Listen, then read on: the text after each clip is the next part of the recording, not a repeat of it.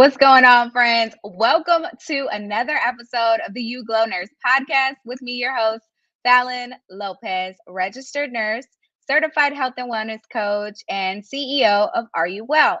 On today's episode, I have another interview with an amazing special guest, Miss Thu Nguyen. Clinical pharmacist is going to be on with us today. Before we get into that conversation, with a fellow healthcare professional where we are expanding on our perspective of purpose and what does that mean in our self-care journey. Let me do a couple of announcements and just share a few things before we get started. All right, y'all. So just want to remind you, I do have an opportunity to partner with us in healthy accountability goals for the rest of the year. The Healthy Holiday Accountability Group is going live this October 29th. I believe it's the last week in October. A few days before Halloween, before you get all that candy in, join us as we keep each other accountable in our self-care, in our health and wellness goals. You can connect with me and join us in that accountability group by connecting with me on my social media accounts. I'm on Instagram and Facebook. Just send me a DM that you're ready to join us in the Healthy Holidays accountability group so that we can just stay on our goals during our time of holiday fun while we're serving others, prioritizing our well-being. That's what it's all about. So I can't wait to see you there. All right. Links to those social media accounts will be in my show notes for more. All right, y'all. This episode is going to be with an extension of the healthcare family. I'm so excited to bring her on because it's giving us a new perspective, a different view of what it means to serve, what it means to give to others, and in the way that she is showing up. Miss Thu Nguyen is a graduate from University of Arizona. She completed 2 years of residency. She now works as a clinical pharmacist in the hospital. In addition to clinical practice, she really enjoys creating content online that is empowering other pharmacists to share their stories and advocate for their profession. Currently, she is sharing her experience as a healthcare provider on LinkedIn. She also hosts LinkedIn live series called Pharmacists Discuss, and she is the co-host of a pharmacy podcast called Hey RX Friends, We Got This. I love what Thu is sharing in her social media. And it's really aligns with what we're doing here on the podcast and the You Glow Nurse podcast, how we can be self-aware, how can we take care of ourselves so that we can give more and be more for not only our patients, our clients, but our communities and ourselves. That's number one, what it's all about. So let's bring Miss Thu on, Dr. Thu on right now.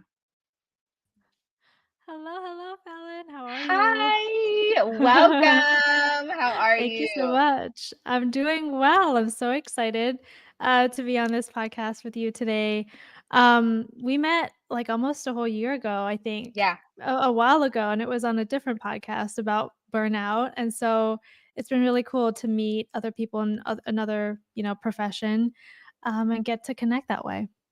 for sure, 100%. I've been watching your journey and just all the things that you're sharing for your profession and just for healthcare overall. So I felt like this conversation would really be able to add to the listeners' just tool belt and add to their lives. So I'm excited to have you on here and just to hear all about your journey. Yeah, so let's start off the conversation. Um, I want to ask about your self-care because you shared in some of your posts, y'all. You need to go follow Thu on LinkedIn and Instagram. Instagram, Empowered Farm PharmD.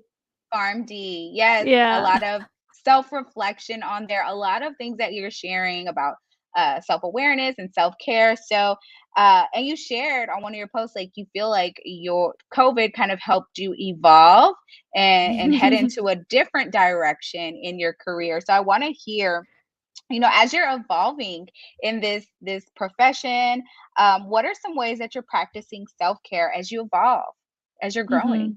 Mhm. Yeah, my self-care has been very different, throughout my life, but more recently, the things that I found that have been really useful for me, it's what they call time blocking. I've kind of realized, is that self-awareness component is so important because self-care, I think for me, like, isn't always the same for everybody, and you have to kinda do what works for you.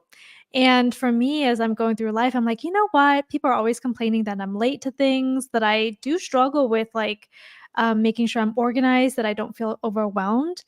And then I did some research, just kind of like looking through the internet and just understanding like why am I like this and what kind of techniques that would help me to be on time more, to not feel so overwhelmed with all the tasks that I have to do, all of these things. And so time blocking was something that I started doing and it's been really useful. The problem is that I have to put in time to time block. You know what I mean? So it's a little Yeah, bit like yeah, yeah. it can be kind of annoying sometimes, but that part is really important for me. More recently, too, I've been doing a lot more like yoga meditations type of practice, and that's been very mind opening, very healing, and that's been another thing that I do for self care. Yeah, for self care as well. I don't really have like a morning or a night routine like all the other girlies do on the internet. So, but I journal all the time, so that is part of my routine, my nighttime routine. But overall, like my self care is kind of just like a continuous growth of healing, basically, and whatever that I can add to that to make me feel more, secure in my life and just feel less overwhelmed and like flustered. So that's those are the things I'm working on. Yeah, I love that. I love how you share that Yeah. self-care is different for everyone. And it Yeah. doesn't, yeah, it doesn't, you see these people on Instagram, they share things, but it doesn't necessarily mean that it has to be just for you, Yeah. right? Like, But also, like, the routines that you see on Instagram or on the internet, like, it's like it seems time consuming for me because I'm like, "Oh my gosh," like, I mm, already have a hard time, like, planning out my day, first of all, but, like, all of these things, like, you have to make it sustainable. You can't do yeah. things, over a long course of time if you can't, like, keep up with it. And so even now, I'm like kind of struggling a little bit with trying to keep up with my yoga meditation because I have to drive like 15 minutes to go to this yoga studio. And that's like putting that into my whole day, like that can take a lot of time. So like 15-minute driving there, an hour there, and then 15 minutes back. That's like already an hour and a half, like, oh, I'm trying to go Yeah. to bed by 9 p.m. Oh, yes. So there's Come just a on, lot 9 of p.m. different things bedtime. that you have to struggle. Yeah, yeah, exactly. So, but the cool thing about the journaling just started doing is that I've always struggled with like building that habit of journaling, and I highly recommend journaling. Like this is like a new Yes. thing that I'm like, you all need to do this because I find that when I do write things down, they do come true. Like they do happen. That's the wild part about journaling. But I'm like, okay, how do I do this that like makes it fun for me? How do I do this that like bring joy and not Hmm. something that I have to do because it's like part of my health, like my self-care. And what I find is that um 3 questions that I answer each night, because if it's 3 specific questions, then I know exactly what to write. I'm not like, oh gosh, what am I going to write tonight? Like what I liked about that day, what I did well today, and what are some things that were kind that were, done to me, or that I did something kind to somebody else. 3 things that I do, or 3 questions that I answer every day. So it's like the same thing over and over and over again. And it really forces me to be like, what was the things that I really liked about today? Because I'll be honest, when I do this routine, I'm always like, ugh, well, this was fun, but like, ugh, this could have been better. And I'm like, no, no, no, but that's not what we're asking. Like you're focusing on just the positive right now. Mm, And it's forcing me to always remember, like, be positive about like, focus on what went well, and not so much what didn't go well. And if you keep doing that for a long time, your brain just automatically switches to, like, what did go well today? What did I like about today? And, like, what was some really kind things that happened to me? So then mm. you don't feel like all you're focusing on is just like, "I did not do that right. That person was rude to me." You know what I mean? Yeah. So Mhm. it's a pretty cool practice, and because it's so streamlined, I'm like, "Okay, I can do this every day and not be, like, confused or overwhelmed by it." Yeah, because 'cause we're busy out here, we're busy professionals, We are so it's busy. important. It's important, yeah, everyone's busy, life is lifing, and if you Yeah. don't take the time out, like, you're going to, like, things are just gonna pass by, time is just gonna continue to go by, so I love that you're saying Mhm. that to make these behaviors or these patterns more attainable, more realistic is Yes. really key. Like, do you have the ability to make it easy for you? Like, how do you make it easy for you? And I'm learning that right now as a coach. If you want to change behaviors, you these three things need to happen. It needs to be, you need to have the motivation. It needs to be, you need to have the ability. Like, is it easy to do? Is it hard to do? And then you need a trigger. So if you want to change behaviors, like, you need these three things at one time. And Mhm. and I'm learning how to help clients with it. So it's just funny how you're saying that and just reinforcing the need. Like, if you want to change a behavior, if you want to add a self-care routine, if you want to do these things, like, make it easy to do. Like, Make it is so it, easy.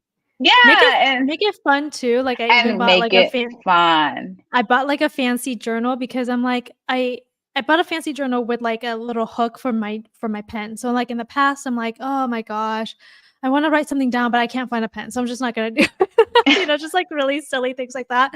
And, So for real, yeah, yeah, but yeah. very real, and then so I, like, buy this thing where it's, like, so easy to do, and it's, like, a fancy journal, so I, like, love, like, touching it, I love, like, interacting with it. It's, Uh, like, these little things that can really make a difference. So, and add to your life.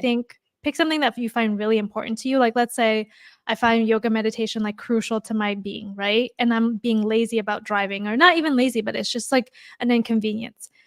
If, like, that's something that's really important to me that's, like, affected my life in a positive way, then I probably would either find an online course Yes. or do something where I can just, like, do I have the option of just, like, a 15-minute meditation versus, like, an entire hour, right, of meditation, like going to a yoga studio. So, like, you can do whatever that you want to if you find it important enough, but, just make it so Motivation. that yeah, just make it so that it's easier for you Yeah. and you will be able to do it, like, 100%. Yeah.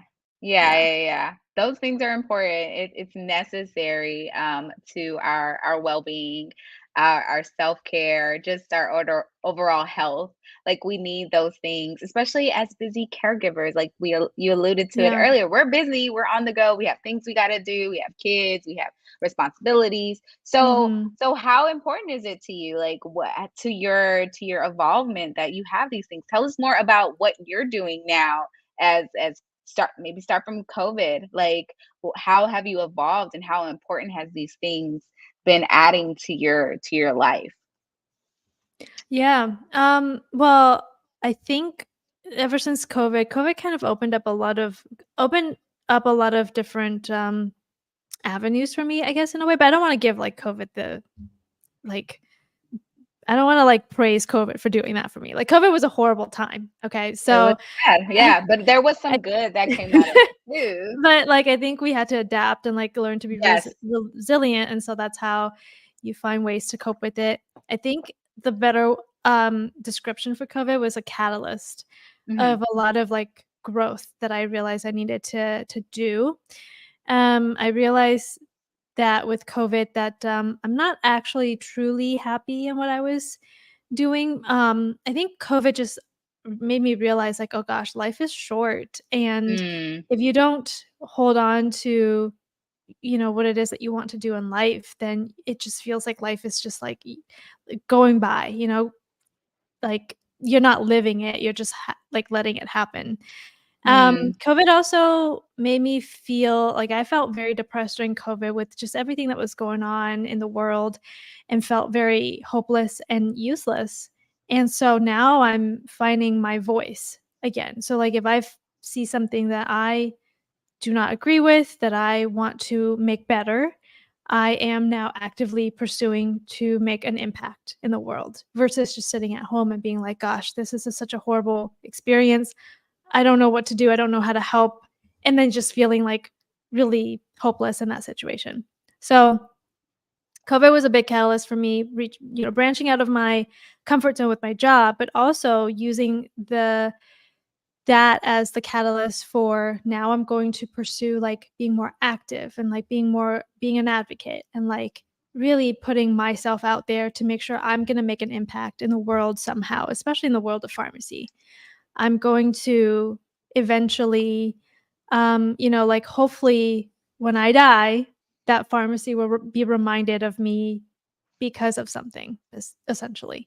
So now it's like I have like this bigger purpose that I want to make a big difference in the lives of everybody, of like the world.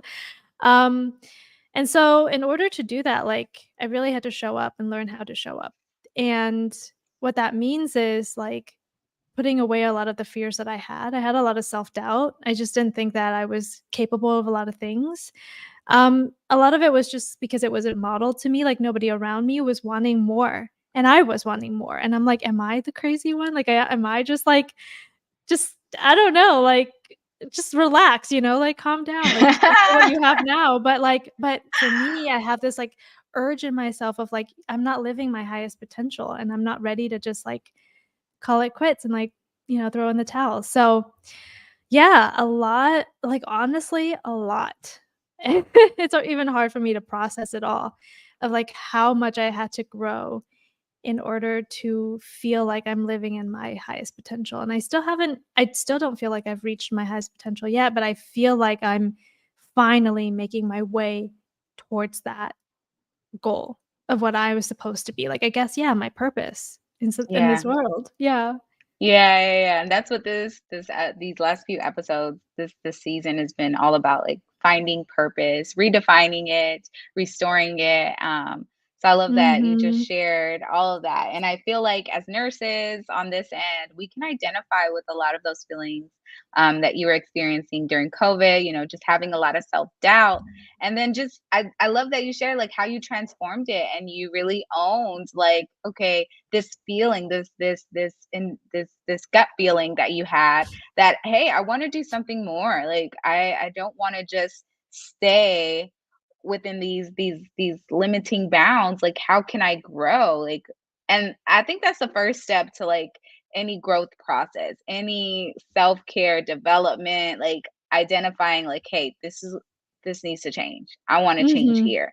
Whether you want to be a content creator, a pharmacist, a doctor, or a Yeah. nurse, or just a better mom, or a better Well, girlfriend, or a better wife, I you mean have to start somewhere. exactly. Well, I mean, I pick content creation, and I think a lot of people are just kinda like, "Oh, you're doing that because everybody else is doing it," or whatever. I mean, I don't know what people's judgment are about me about that.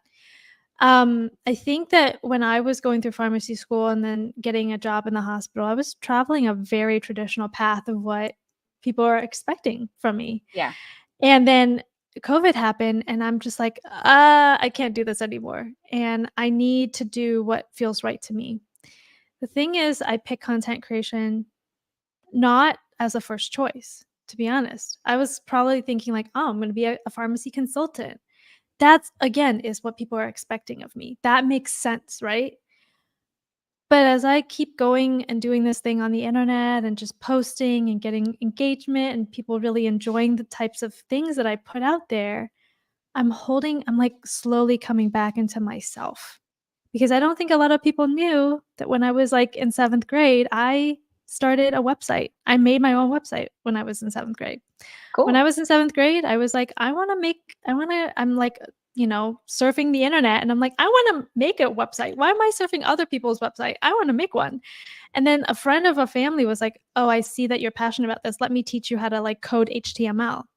So I'm doing all of this stuff without anybody telling me to do it. Like, this is a natural thing that's going through me. And so 7th grade, made my own website, continued to make content throughout my young adult life. Like, made more website, created more things, interacted with more people. And at the time, social media wasn't like a big thing yet. But I'm like interacting with other website makers and like content creator. I'm literally like been making content my whole life. It was when Mm, I started pharmacy school that I was like, I'm not doing this anymore. I'm gonna focus solely on pharmacy.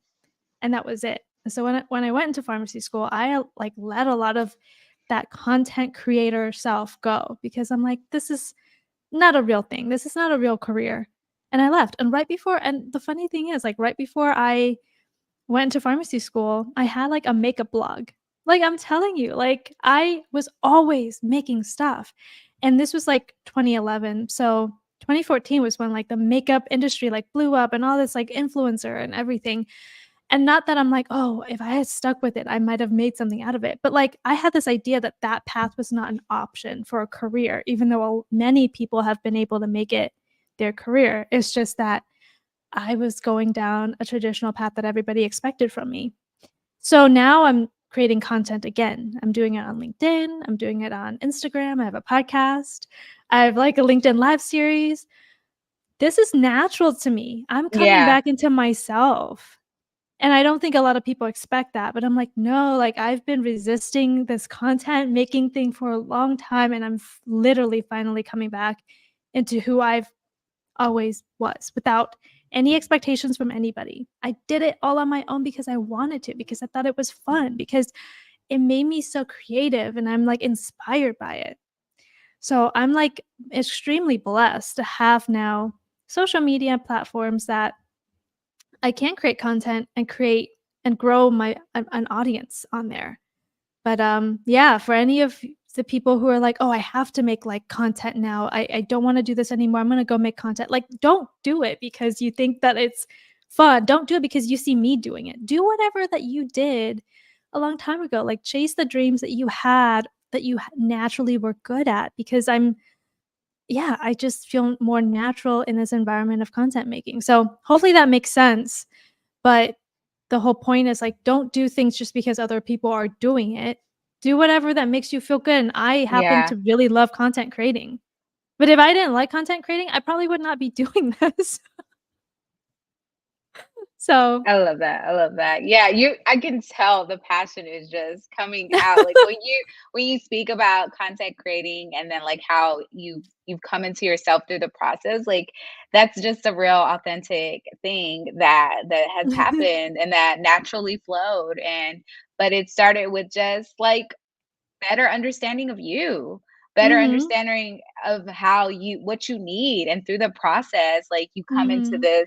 this evolving into this better understanding, into a better, like, "Okay, what do I wanna do with my life? I wanna make an impact. I wanna make a Yeah, difference." And I love that social yeah. media is giving others that platform to share, Mhm. to expand on things that maybe a nurse like me might have not understand, and from the perspective of a clinical pharmacist, like, hey, the things that she's dealing with are like things that I'm dealing Yeah. with too. And it's like, But yeah, but the other day I was at a networking function with the pharmacy association in my state, and I'm seeing a lot of people really pursuing their passion with like advocacy and pushing laws through and exactly. legislative, like, involvement, like, they're sitting on the board of pharmacy, for example, like, there's so much that you could do that is not what you always see, you know what I Yeah. mean?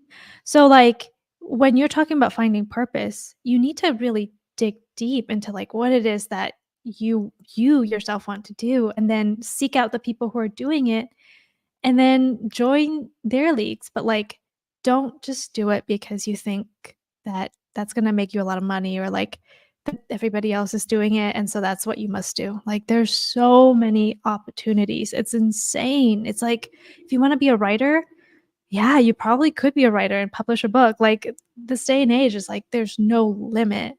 So, like, Yeah. don't hold yourself back just because you don't see anybody else doing it. Like, that's a huge thing that I've learned. Yeah, 100%. Like, um, don't limit yourself.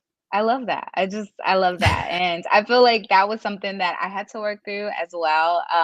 Because in nursing, the natural development is, oh, okay, nurse practitioner school. And I was just like, okay, everyone else is doing that. I might as well do that. But Yeah. something in my being was just like, Fallon, that's not just for you right now. Like something, it was God, like, wait a second, just, wait, you don't have to go that route. But I love what you were saying about, like, just dream big, pretty much. Like, that's what I hear you saying, like, dream big, Mhm. allow yourself that space, and then Yeah. and follow your passion. Like, purpose comes, I think, through the process.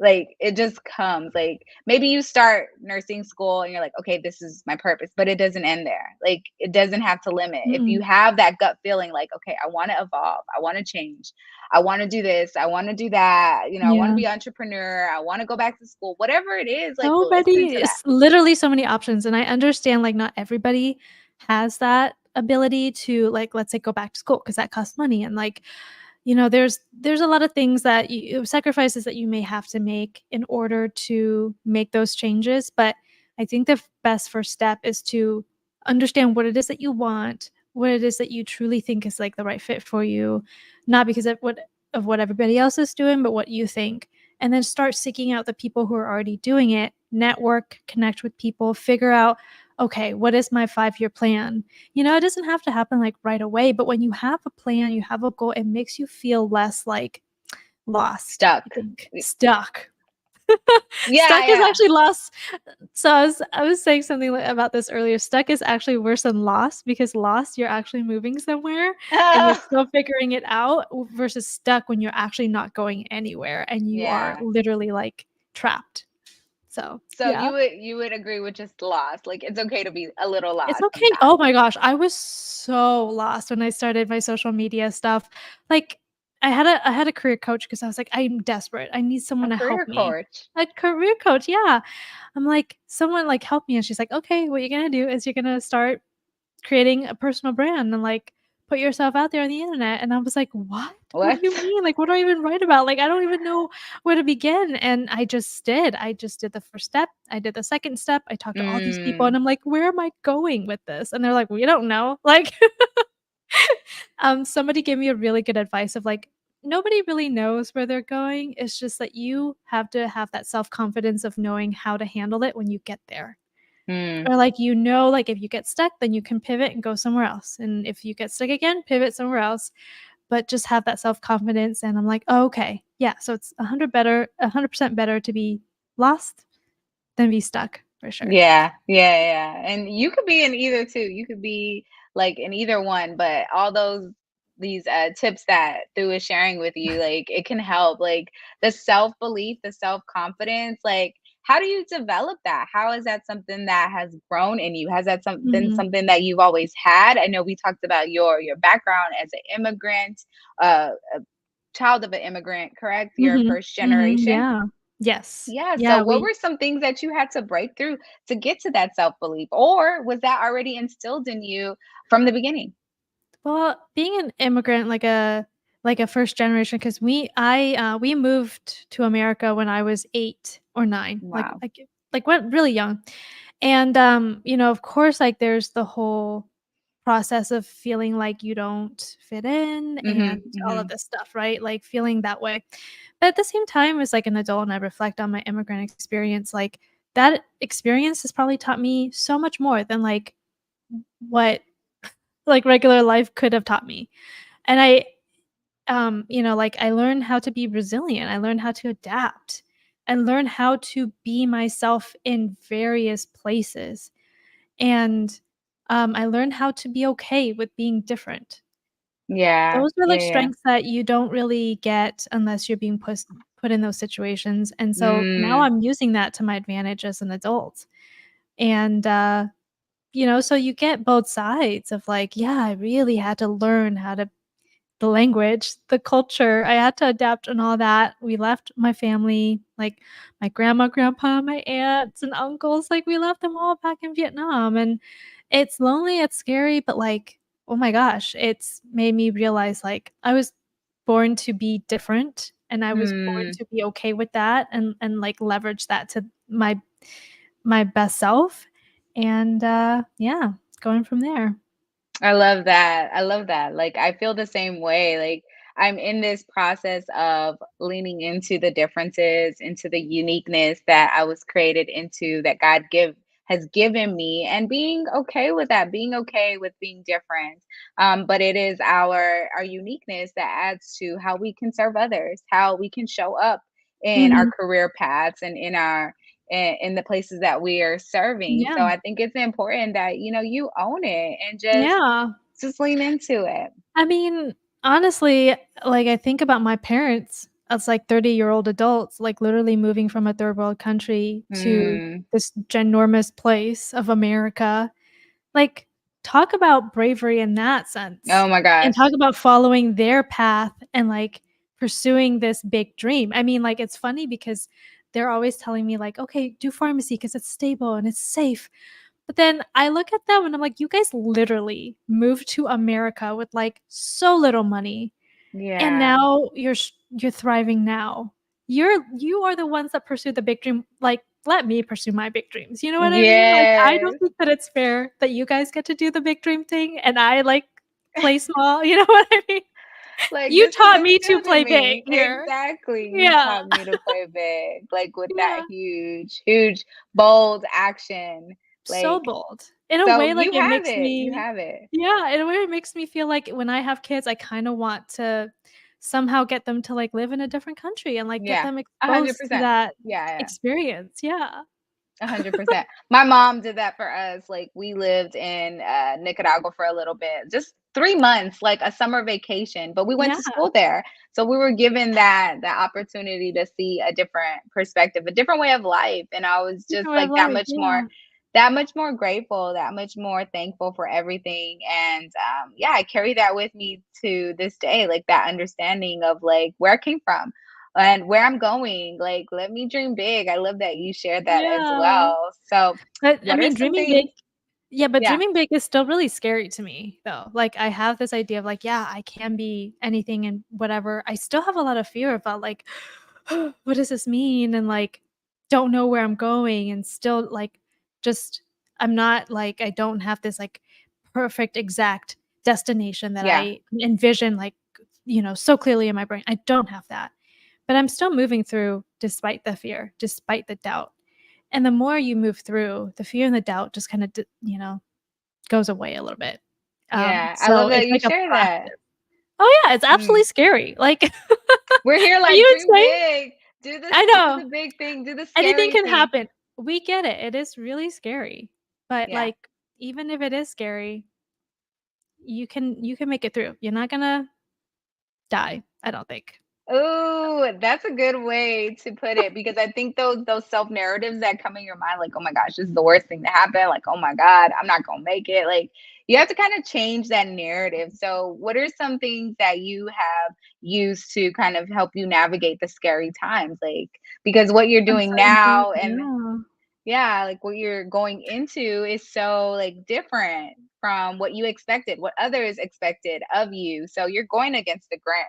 So what Yeah. have you used to navigate? I think that I had to hone in on who I am as a person. And I mentioned this earlier, like in order to feel secure in a very uncertain times, you just have to just hold on and like brace yourself for like that what you're doing is the right thing. Even if you don't see the result right away, even if other people are telling you like why are you doing that and questioning Mm, you and like a lot of people will doubt you as well because if you're doing something that's unexpected different than what people are expecting from you there is going to be a lot of just like uncertain times like they're like why are you doing this you have to hold on to who you are you have to like block out a lot of like the noises because you just know deep inside that like where you're going and where you are is where you're meant to be. And yeah, it's different. It's not different, but it's difficult. It's very difficult to like hold on to that. But like I tell you, it's like the more you hang on to what it is that you believe in, and then you finally see the results, and then you finally can convince other people like, oh, what you're doing is actually really good. That gives you just more reasons to keep going. So you just have to brace for a very long time. For example, when I started writing on LinkedIn, and I was telling some of my closer friends like around me, I'm like, yeah, this is what I'm doing. I'm showing them my post, I like put it up on my phone and like giving to them to read. And I remember having a friend that just kind of like brushed it away. He was like another pharmacist friend. He's just like, I don't know about this. It was like a year later that he messaged me and he was like, "Hey, I'm sorry that I wasn't more supportive. I understand what you're doing now and I get it now." And I'm like, "But I had to wait an entire year for that." And I didn't wait, mm. but like it came a Oh, whole year after. And I'm like, "Okay, I knew it. I I knew what I was doing was the right thing. I But that's the thing is you can't allow, like, other people to validate, like, you cannot Yeah. be Yeah, yeah, yeah. hoping to get that validation because you may not. You just have to hold on so tightly to, like, what you believe in and, like, your own reality, your own understanding. Know that you're not doing things on just a freaking whim, right? Like, know that you are intelligent, that you're making smart decisions for yourself, that you have a brain and you're critically thinking for yourself. Mm, So, like, hold on to that, like, I don't even know what the word is, but, like, hold on to who you are. Trust yourself, like, truly. yeah, Like, being hang true on to to that. yourself. Being true to Yeah. yourself. That's what I hear you saying, like, really being the cheerleader that you want. Everything that you want from others, like, you're the one to Yeah. give it to yourself. That Yeah. self-acceptance, the self-compassion, So all oh, of those yeah. things. Be that to yourself Mhm. first, and as givers, as those of us in the profession, we're so used to advocating for others, but how much more is that important for ourselves? How much more is that important for our own well-being, for our own goals? Like, Yeah. and when I've switched that and I have changed that narrative and I've come into that understanding, like the same energy that I'm giving to others, I need to practice it in my own well-being. Like what the things that I'm doing every day, like how I treat myself, how I talk to myself. And right now you just gave us great examples of those affirmations to repeat to yourself. Maybe you're going in a different direction. Maybe you're going against the grain. You're going into these uncharted territories wherever you're at in your career. But having that foundation of like, okay, I know who I am. And for me, that's like that for me, that's tapping into who God says I am. Like really, Mhm. who does God say I am? Because the world will tell you everything else. You got to look this way, you got to be this way to fit Yeah. in, to look like this. But where's your foundation? Where's your core at? And they don't give us those things. In school, they don't tell us those things. They just tell you what you need to look for, these ideas, these processes, how to fix this. But what about knowing thyself? What about knowing yourself? Mhm. First before you go and give to others. And I love that you have this series, what they don't give you What they in don't teach in school, yeah. what they don't Or teach in school. What is that what about? Like share with us more about that. that was a project that came from a conversation that I had with another pharmacist, and we were just like, "Yeah, they don't teach that in school, like, how Yeah, to I love handle that. yourself, in real like, your real work environment, like, how Yeah. to deal with a toxic coworker or how to handle like really negative feedback and you feel like you're falling apart because school Mm, is so much. School just teaches you like, okay, if you get an A on the test then you're doing well, if you get a B then whatever, but like in real life that's not how the world uh you know reacts passes to you. you. Yeah, Or like gives you that's not how you meet the mark every time. It's not exactly, like, you're not gonna that's get an not A how or they a B. evaluate you, Oh. like, at work.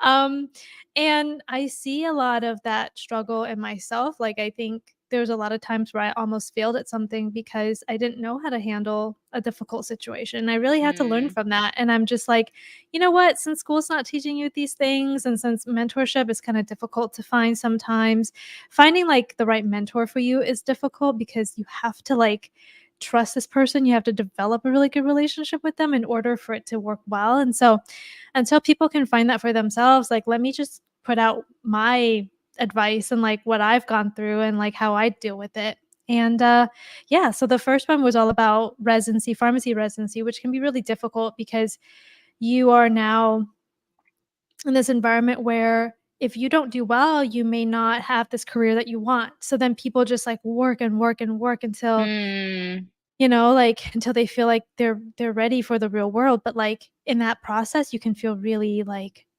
abused sometimes, and, like, people can give you horrible feedback, and it's just an emotional roller coaster, basically, with residency. And then my second part was about how to navigate the corporate system, the corporate structure, because, when I was a pharmacist, I didn't know what it means to, like, climb the corporate ladder. I didn't know what it means to like, be evaluated and, like, ask for a raise and, like, all of this stuff. Nobody mm. teaches you these things, No in way. school. So, I'm providing that kind of resource for people who are interested in learning from my experience and, like, going into their own workplace and being really confident and, like, have a better mindset. Yeah, 100%. I love Yeah. those tools that you're sharing about just what they don't teach you in school, in nursing school too, Mm-mm. in residency as you're Yeah, everywhere. preparing. You're Yeah, given these basic understandings of the processes, but then what about life after? And I love that we're life. able to fill in those gaps.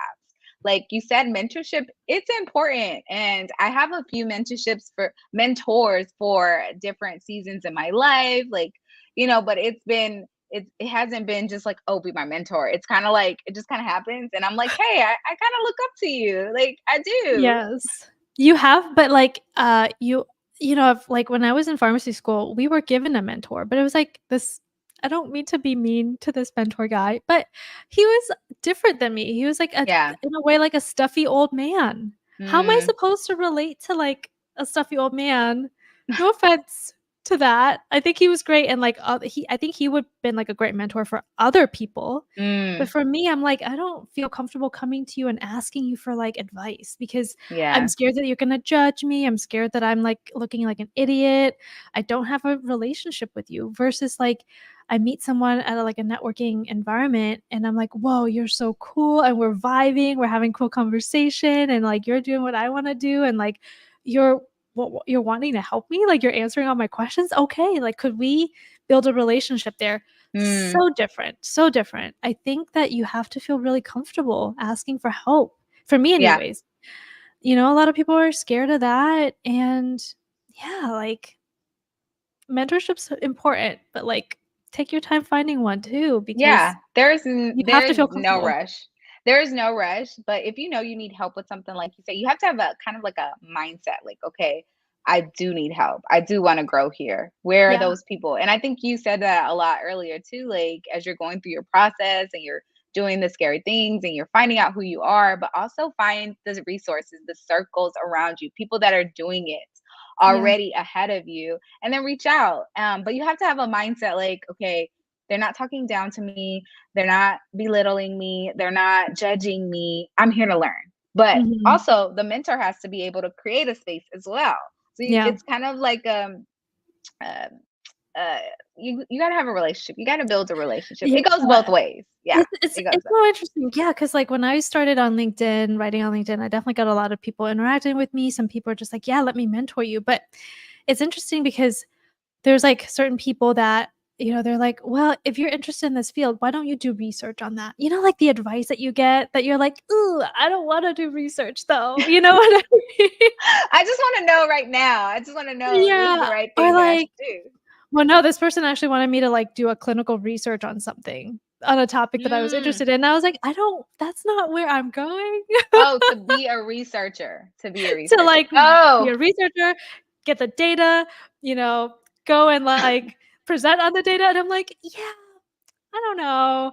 And then there's another guy that definitely reached out, and he's super smart, super intelligent, but again, like, where he's at, he's like, um, you know, like a CMO or something at a company, and I'm like and so his mindset is like CMO mindset, and I'm like, "But I'm, like, trying to figure out how to start a podcast." You know what I mean? Like, not uh, really the vibe. So I think that's what I mean, like, yeah, have different types of mentorship, but, like, know who to go to ask for what. yes. Because if I'm like, "Should I go on a live stream with Fallon to, like, a CMO of a big company?" He's like, "I don't know what that even means, and I don't know how that could even help your career or, like, where you're going." Like, there's no way that he would know.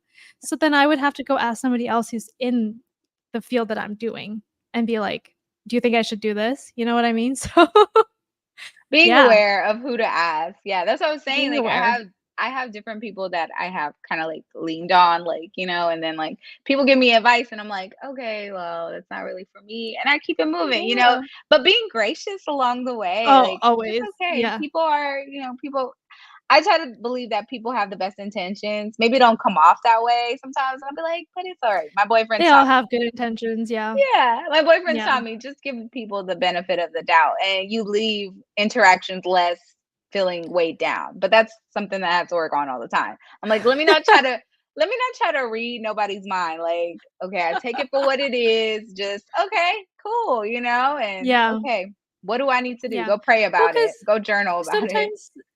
sometimes, like, what you feel, like, "Oh gosh, that was a horrible experience," like, came from you, not from the Mm, actual other person. Like, you're like, "Oh, mm, how dare they, like, say that to me?" But, like, truly, mm, if you reflect on that, it's like, "Okay, I obviously took it the wrong way because at the time I mm. was feeling this type of insecurity." Ooh, So, oh, you that's know, why being in the right self-aware. mindset, being in the yes, being It's very self-aware. listen, life is complicated, and it's Mm. okay if you make a mistake, and then later on you're Oh, like, "Oh, yeah, that probably wasn't the right thing to do," or like, they probably didn't actually mean it that way," and then realizing that, and then adjust.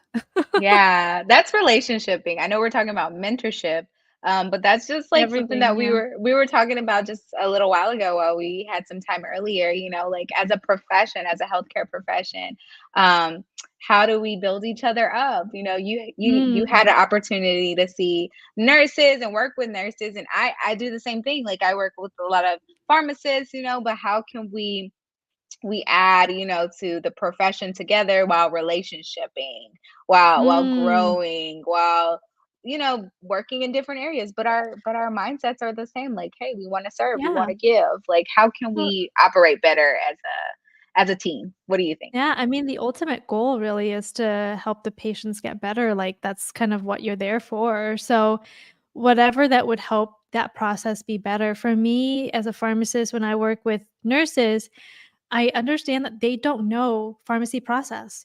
So, like, I'll explain that to them as best of my ability, and obviously there's, like, a certain point where I'm like, "Well, that's above my pay grade, like, I didn't make these rules, but I am telling you, like, how this works," and really, like, bridge that communication gap because Mm, there's a lot of things like, for example, pharmacists, we work in a separate place as, like, most of the nurses do on the floor, so how could we know what you guys are going through day to day when we're in completely different settings? So, having that empathy for another person that you work with, but then also try to have that communication of like, I see like this is what you're going through. We get it. Like, let me try to help you as much as possible. Because, yeah, to be honest, a lot of miscommunication between pharmacists and nurses are based off of like us just not being empathetic enough towards each other.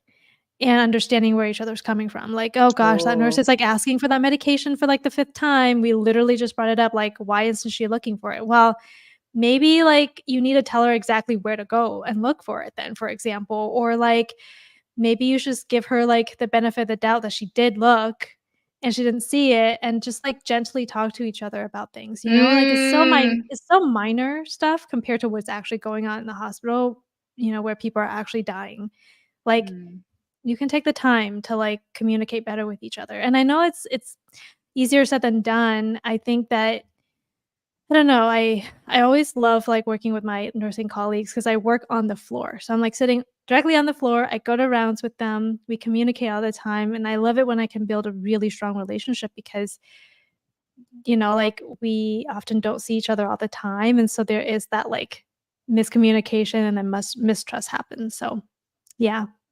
I love all of that. I love all of that. What floor do you work on, if you don't I mind me used asking? to work on I used to work on the 4th floor of this one hospital, and, it was progressive care unit and tele. So, Is that like a that was fun. IMU, a intermediate A care? little bit, yeah, they do send a lot of the sicker patients up there, but then we also have a lot of, like, cardiac patients, so a lot of, like, heart failure and stuff like that. It was That's cool. fun. I That's cool. loved it when I did get to interact with the nurses and, like, getting to leave my office and then walk directly to the nursing station and have a conversation with them, and we used to, like, especially patients in a lot of pain, like, nurses and pharmacists do wanna talk together and, like, see, like, what we can do with the medications to get them better, and so, yeah, like, I love interprofessional collaborations like that, like, you Yes. can't work by yourself to get a 100%. patient better, so, yeah, that's always really fun.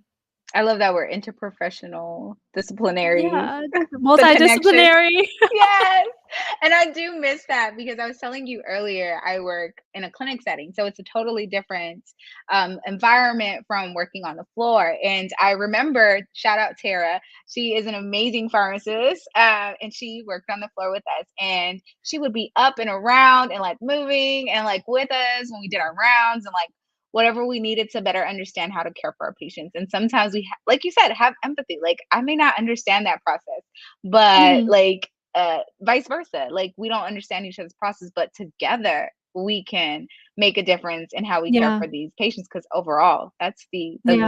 main goal. Yeah. Put aside anything that you may have dealt with at home, like before you get into the workplace, like these we are working together. We're a Yeah. team. Like, and I Yeah. love that when we can come together and it's like, okay, I have a question about this. I want to do this better. I want to help this person better.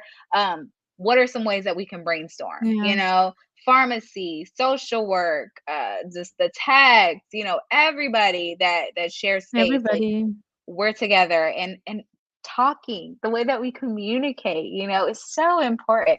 Talk, and I love the word that you use, communicating gently. Like, how can we communicate more in a kinder way? I know Yeah. things get frustrating, things get fast paced, they move, they shift, they Yeah. go. Maybe we upset each other, but having that space of like giving each other the benefit of the doubt.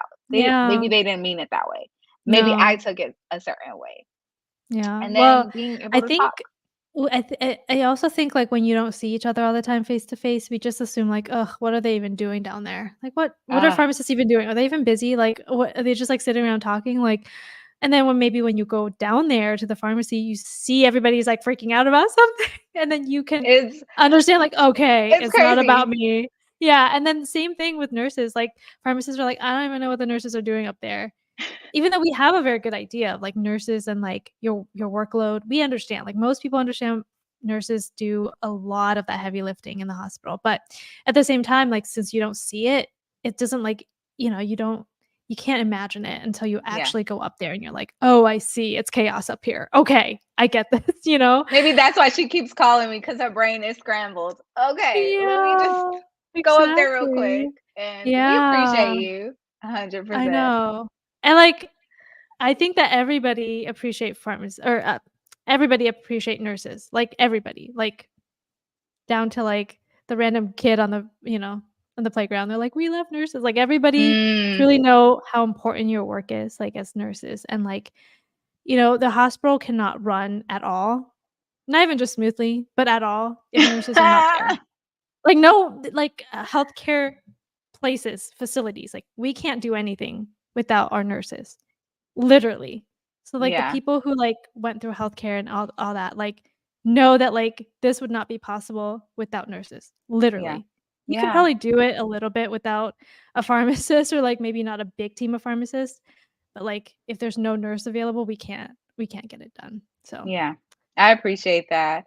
And just that's why I do this, like, so that nurses can understand not just that they're just a nurse, like, first and foremost, oh my you're a gosh. person. You're a person. You're Yeah. you're not a superhero, you're human. So having that Mm, mentality like, "Hey, let me be kind to myself." When you take better care of yourself, you are then able to give that much more and go beyond and yeah. interact with the other members. When you realize your boundaries, your self-worth, you can look at others in the same way. So it's Yeah. so important that we take care of ourselves, because like you said, like the healthcare industry can't move without us. But are you taking Yeah. the necessary steps to take care of you? Are you creating that space to take care of you? Mhm. Because they're not going to do it. The big Yeah. entities, I they're not mean, going to do it. everybody knows how important nurses are. So, like, you guys do have the power and the voice to speak up and really advocate for yourself because, yeah, at the end of the day, you guys, you're kind of the glue that hold Yeah, patient care together, honestly. But it does, what you said just now, like superhero, yeah, just like flashback to the pandemic all over yeah, again, where we are being told like you're superheroes. But in a way, like, for me, when I think about that, for me, when I think about the nurses that I worked with during that time and, like, nobody was allowed on those COVID units, just the nurses, and, like, you guys really, like, just held it together, and, like, I think when I think of superhero, I think of the bravery that you have mm, because it was just so heartwarming and yet kind of heartbreaking too because you guys are mm. truly, like, the first line, like, literally the front line, like, if we're talking about COVID as some sort of, like, war against whatever, like,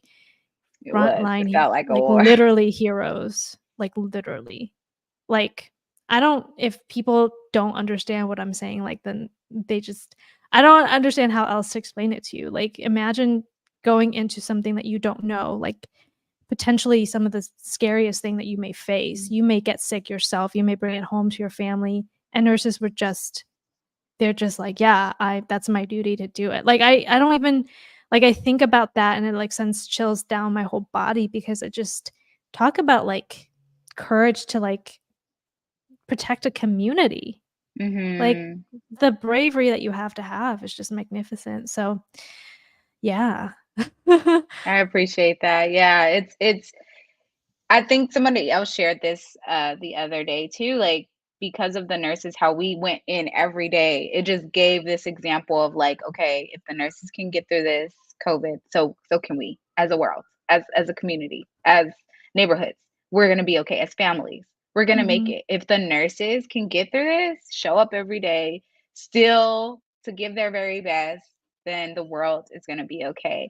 And I was just like blown away by that. I was like, oh, we did hold a lot of value. We did hold a lot of space, not just for ourselves, but for others along the way. Like, Mhm. we're going to get through this. And how we showed up and now how healthcare is moving forward, like from COVID, you and I were just talking about this. So many things were born. So many things we're moving forward now. And so now like we're using that. We're moving Mhm. forward. We're showing our resilience. We're showing up in purpose Mhm. and doing the self-care along the way. Like it's a beautiful thing. Yeah, Yeah. I love it. Yeah. Yeah, yeah. Well, too, it has been amazing to chat with you, and we can go on. Like, I just love how you bring this unique perspective of how tapping into what you want to do, who you are, like, and growing from that. I love that. Like, that has been amazing. Like, I just truly appreciate you. And for those of you that may be watching, now live or a little bit later, please share with us too, like where we can follow you, where we can tap into what you're doing. What are you? Do you have any events coming up soon that we can join? Well, I do have actually a LinkedIn Live event the first weekend of November, and so actually I'm inviting my friend who has been like she's a brand new doctor. She just started. She's a DO, so we're gonna have a conversation actually about how to work better together as pharmacists Oh, I and love that. doctors. So that'll be a fun one if you guys are interested. But otherwise, if you like my stories and you like to see kind of how I use my resilience to move through this uncertainty time. Um, like I have a podcast called Hey RX Friends. We got this. That's available on YouTube and Spotify, Apple Podcasts, wherever you get your podcasts. Yeah, it's been a really fun journey getting to expand this content creation of mine, and yeah, it's been really cool. And you're doing an amazing job at it, just being that storyteller, bringing that other part of you to the surface and letting us experience it. So I have been enjoying watching all your stories and just Oh, hearing good. hearing from you for sure, for sure. It's giving me just a different perspective, and I love it. Thank you. Yeah, for sure, for sure. I look forward to hearing more about you and on your journey. And two, it's been real. Any last words while I sing you off? Last words. I don't think anything I feel like everything I've said, just hopefully that it resonates with somebody. The biggest thing is to make sure that you know who you are and like really Mm, hone in on that and like your conviction of like, nope, this is what I want. So back off and don't try to convince me otherwise, kind of thing. But like, you got this is basically my last words. Like, you don't yes, underestimate yourself. Don't underestimate who you are. You got this. You got this. Just keep going. So there you I go. love that. I love it. Thank you so much for those last words of Thanks, wisdom. Alan. I'll see you next time, friend. Thank See you. you. Y'all, it's been too real. Don't underestimate this pharmacist, honey. I love it. She is amazing. Dr. Two was in the building, y'all, and we were able to share so much more about, just evolving, what it looks like to follow your purpose, to follow your heart, to follow your head, and really like what are the things that are going to sustain you in that journey. And I love that she shared, being true to self, being so concrete, just having that as your boundary. I think just getting quiet with yourself, that has helped me become more self-aware, tapping into what your core is about. Like, yes, we see social media, we see our families, our upbringings, but really taking that time to go on a journey of like what is important to you, what is your core about. And therapy helped me. Being in community with others that are like-minded has helped me get to that core and to that understanding. My relationship with God has helped me really diving into to who I am, who God says I am, whose I am, and really diving into that. So I think it's been wonderful to hear a different perspective from Dr. Two, clinical pharmacist, sharing just her different perspective and how we together can be better, how we can take care of each other, hold space for each other, be empathetic. And I loved what she was sharing with us, y'all. It's been amazing. Don't forget to join our Healthy Holidays challenge that is going live the last week in October. If you want to sign up for that, make sure you join me on my social media accounts. I'm on Instagram, on Facebook. Just send me a DM. For us nurses, for us givers that want to stay on our healthy goals while giving to others during this busy holiday season, then this challenge is just for you. Go ahead and shoot me a DM on my Facebook or Instagram. I'm ready for the Healthy Holidays challenge and I will tune you in. Y'all, it's been a good one. And I can't wait till next time. Shout out Dr. Thu for having this space with us and chatting with us this time. Y'all, I'll see you next time. Bye.